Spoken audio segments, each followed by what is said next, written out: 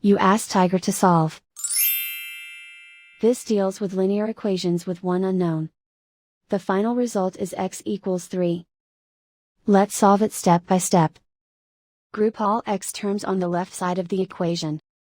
Subtract x from both sides. Group like terms. Simplify the arithmetic.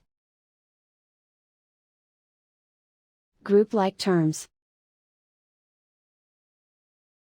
Simplify the arithmetic. Group all constants on the right side of the equation. Add 9 to both sides. Simplify the arithmetic.